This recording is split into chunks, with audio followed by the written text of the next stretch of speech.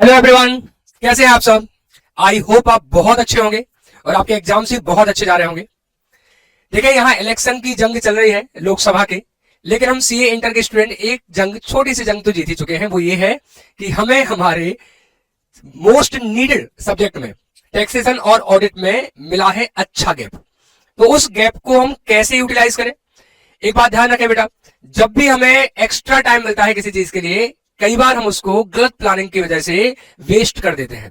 तो हम ऐसी गलती नहीं करेंगे, ओबियसली नहीं करेंगे, बहुत समझदार है हम लोग। तो कैसे हम अपने लॉ और टैक्स के बीच वाले 3.5 डेज के लिए प्लान करने वाले हैं, मैं आपको बता देता हूं। मैं आपको डे बाय डे प्लान बता देता हूं कि कैसे आपको करना चाहिए, प्लस इन डेज में आपको कौन से सिलेक्टेड क्वेश्चन करने हैं, ये बात भी एक सेपरेट वीडियो के थ्रू मैं बता दूंगा और उसका डिटेल पीडीएफ में मैं आपको डॉक्यूमेंट के रूप में अपलोड कर दूंगा, जिसमें मैं आपको बता दूंगा कि स्टडी मटेरियल के कौन से इलस्ट्रेशंस करने ही चाहिए एग्जाम में जाने के पहले, प्रैक्टिकल क्वेश्चन कौन से करने चाहिए और कंपाइलर के कौन से क्वेश्चन करना जरूरी है। तो हम 3.5 डेज का कैसे प्लान करने वाले हैं, ध्यान से सुने। 5 तारीख को, 5th को हम लॉ के एग्जाम के जस्ट बाद, 1 घंटे बाद, 1.5 घंटे बाद हम जीएसटी के रिवीजन से अपने रिवीजन प्लान को शुरू करेंगे। जीएसटी जैसा आप सब जानते हैं और सब एग्री भी करते हैं कि टैक्स में जो सबसे स्कोरिंग पार्ट है वो जीएसटी है। तो हमने क्या किया है, 5th को और नेक्स्ट डे यानी 6th को नाइट तक हमें जीएसटी को with question answer, selected question answer, जो कि मैं बोल रहा हूं कि एक सेपरेट वीडियो में अपलोड किए जा रहे हैं, वो हमें कंप्लीट करने हैं। कैसे करेंगे देखिएगा बेटा। तो 5th को इवनिंग में 6:30 बजे से 6:30 से YouTube लाइव जीएसटी का रिवीजन मैराथन मैं आपके साथ शुरू करूंगा, जिसको हम मिडनाइट तक लेंगे और जिसमें हमारा टारगेट है कि 70% प्लस कंटेंट को हम बहुत अच्छी तरीके से कवर कर लेंगे। ये 5th की इवनिंग सबसे मोस्ट क्रूशियल डे है हमारे लिए। रीजन ऐसा है कि एग्जाम के जस्ट बाद हम थोड़ा सा कॉन्सेंट्रेट नहीं कर पाते हैं, कहीं ना कहीं हम पिछले पुराने पेपर के डिस्कशन में उलझे रहते हैं। उससे बचना है हमें, पहली बात तो, और दूसरा उसका मोस्ट इफेक्टिव यूज करना है। तो आप क्या कर सकते हैं, इस तरह के जो जीएसटी मैराथन के या रिवीजन वीडियोस देख सकते हैं। जिन बच्चों की सेल्फ प्रिपरेशन बहुत अच्छी है और उन्हें लगता है कि उन्हें किसी रिवीजन वीडियो को देखने की जरूरत नहीं है, तो मैं आपको रिकमेंड करूंगा कि रिवीजन वीडियो देखना आपके लिए सुटेबल है नहीं। रिवीजन वीडियो उतना इफेक्टिव नहीं होते हैं जितने इफेक्टिव अगर आप खुद से अपनी जो भी हैंड रिटन आपने नोट्स बना रखे हैं, अगर आप उनको पढ़ते हैं तो वो ज्यादा इफेक्टिव होगा, वो लॉन्ग लास्टिंग होगा और वो आपको ज्यादा कॉन्सेप्चुअल क्लैरिटी देगा। लेकिन उन बच्चों को जिनको लगता है कि सर किक स्टार्ट करने के लिए, टेक्स्ट को शुरू करने के लिए अगर हमें रिवीजन सीरीज मिल जाए तो वो साथ में हो जाती है, हम मिडनाइट तक भी कर लेते हैं और एक बड़ा सा पोर्शन कंप्लीट हो जाता है। अदरवाइज हम थोड़ा सा कंफ्यूज हो जाते हैं कि हमें किस टॉपिक को पहले करना चाहिए, किसको बाद में करना चाहिए। हम कई बार पढ़ने बैठते हैं, हम 1 घंटे का टारगेट बनाते हैं, लेकिन वो कई बार हमारा 3 घंटे भी लग जाता है, तो शुरुआत में स्पीड अप नहीं हो पाता। तो उसके लिए आप क्या कर सकते हैं, 6:30 से हम शुरू करेंगे यूट्यूब लाइव जीएसटी का रिवीजन मैराथन, जो कि मिडनाइट तक जाएगा, जिसमें हमारा टारगेट एटलीस्ट 70% तक का कवरेज करना है। तो हम क्या करेंगे बेटा, जीएसटी का मैराथन करेंगे मिडनाइट तक।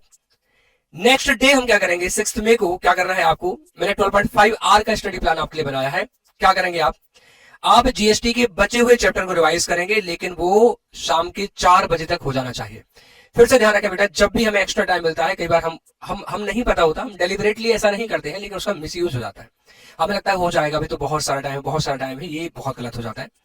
तो आप इवनिंग 4 तक क्या करेंगे, बचे हुए जीएसटी चैप्टर्स का रिवीजन आपको कंप्लीट कर लेना है और फिर एक शॉर्ट ब्रेक लेके आपको क्या करना है, मिडनाइट तक जो भी सिलेक्टेड क्वेश्चंस स्टडी मटेरियल के या पास्ट ईयर पेपर आरटीपी के हैं, जो आपने खुद भी सिलेक्ट कर रखे हो सकते हैं या अदरवाइज आपको आपके टीचर से बताए हुए हो सकते हैं, आप उन क्वेश्चंस को ही लगाएंगे। ज्यादा क्वेश्चन की लालच में नहीं पढ़ना है, ठीक है। अभी के पहले क्या होता था, कभी इतना टाइम टैक्स में मिला ही नहीं, तो बच्चे केवल क्या करते थे, जीएसटी और इनकम टैक्स का केवल रिवीजन ही करके जा पाते थे और सिलेक्टेड क्वेश्चन या आरटीपी ही देख पाते थे। इस बार मिला है तो हम उसका यूज करेंगे, लेकिन सिलेक्टेड क्वेश्चन ही बेटा, ठीक है।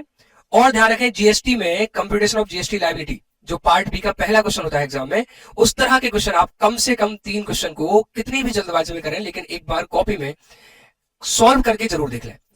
केवल ऑडिट नहीं करना है उनको, एक बार सॉल्व करके जरूर देख लें सिस्टमेटिक, ताकि वहां पर हमें ये प्रॉब्लम फेस ना करना पड़े। 7 से हम डीटी शुरू कर लेंगे, तो अगर आपका जीएसटी का बाई चांस कुछ पोर्शन बच जाता है तो आप उसको आप रहने देते हैं, ठीक है। वैसे हम प्रायोरिटी वाइज ही कर रहे हैं कि जो हमें पहले करना चाहिए वो हम पहले कंप्लीट कर चुके होंगे। तो बचा हुआ पोर्शन को आप क्या कर देंगे बेटा, इग्नोर कर देंगे, छोड़ देंगे और हम डीटी को शुरू करेंगे नेक्स्ट डे से। तो 7th को फिर से 12.5 आवर्स का प्लान है और क्या रिवाइज करेंगे आप, ऐसे टॉपिक जो छोटे हैं, जिनको आप जल्दी रिवाइज कर सकते हैं और जो ज्यादा अच्छा स्कोर आपको करने में सपोर्ट करेंगे, प्लस आपके कॉन्फिडेंस को बूस्ट भी करेंगे। तो यहां पर हम लेते हैं रेसिडेंशियल स्टेटस, छोटा चैप्टर है बेटा, 5 नंबर तक का आता है, 6 नंबर तक का भी चला जाता है।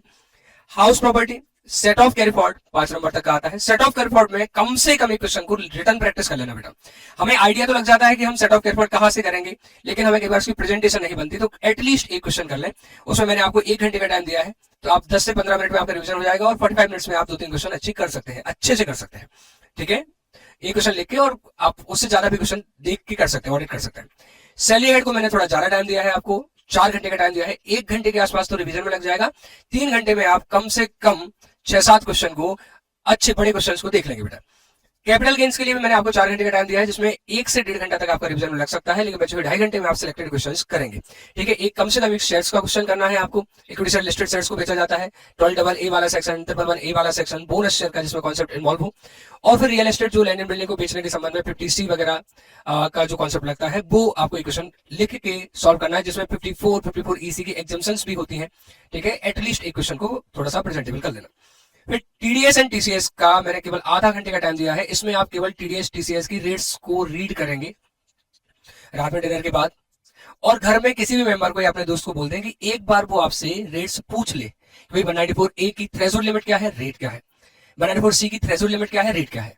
तो हम यहाँ क्वेश्चन आंसर नहीं करने वाले टीडीएस टीसीएस के, लेकिन हम बस क्या कर लेंगे, इसकी रेट्स और लिमिट को एक बार रिवाइज कर लेंगे। हम इसको 2 टुकड़ों में करेंगे और हम अगले दिन 8th को हम टीडीएस एंड टीसीएस के क्वेश्चंस की प्रैक्टिस करेंगे। तो हमारा टीडीएस टीसीएस 2 बार रिवाइज हो जाएगा इस तरीके से, और क्वेश्चन आंसर भी कवर हो जाएंगे। 8th का हमारा क्या प्लान है बेटा, अभी हमने देखो यहाँ पर आप देख रहे हैं पीजीपी नहीं लिया, 7th को हमने टोटल इनकम के क्वेश्चन नहीं किए, 8th को हम क्या करेंगे, पीजीपी को रिवाइज करेंगे, कुछ सिलेक्टेड क्वेश्चन आंसर साथ में करेंगे और टोटल इनकम के क्वेश्चंस करेंगे। ठीक है, टोटल इनकम के क्वेश्चंस करेंगे, और टोटल इनकम में कम से कम 2 क्वेश्चन आप रिटर्न प्रैक्टिस करेंगे। भले ही आपको टाइम लग रहा है, लेकिन 2 क्वेश्चन को सिस्टमेटिक लिख के करना है आपको, थोड़ा स्पीड में रफ में लिख सकते हैं आप।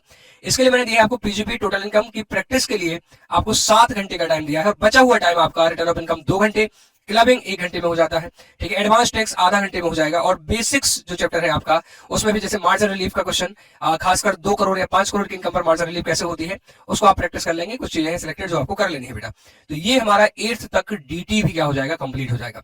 9th का हम मोस्ट इफेक्टिव यूज क्या करने वाले हैं, देखेंगे बेटा। आपको ये सब गो थ्रू करना है, क्या आरटीपी, आरटीपी जो लेटेस्ट आरटीपी होता है उससे पूछे जाने की संभावना तो होती ही है, लेकिन उसके जस्ट पिछले आरटीपी से क्वेश्चन पूछने की अच्छी खासी संभावना होती है। इसलिए आप May 24 का आरटीपी तो देखेंगे ही, लेकिन November 23 का आरटीपी भी आपको अच्छे से देख लेना है। खासकर जीएसटी में जो अमेंडमेंट जहां पर आए थे November 23 में और May 24 में आए हैं, वो तो देखना ही है, अदरवाइज भी आपको देखना है। आप दोनों एमटीपी जो आईसीआई ने आपको दी है वो May 24 के देखेंगे आप, प्लस आप क्या करेंगे, डीटी और जीएसटी में जो भी अमेंडमेंट्स आए हैं उनका एक क्विक रिवीजन कर लेंगे, और उनके संबंध में अगर कोई क्वेश्चन है आपके पास जैसे आरटीपी एमटीपी से, तो वो भी आपको जस्ट एक बार गो थ्रू कर लेना है। तो ये होना चाहिए आपका रिवीजन प्लान। कोई और भी प्लान हो सकता है, आप और बेटर प्लान भी बना सकते हैं। ठीक है, तो आप अपने प्लान से भी चल सकते हैं, कि ध्यान रखें बेटा कि टाइम का मिसयूज नहीं होना चाहिए, वो मिसयूज नहीं करेंगे आप।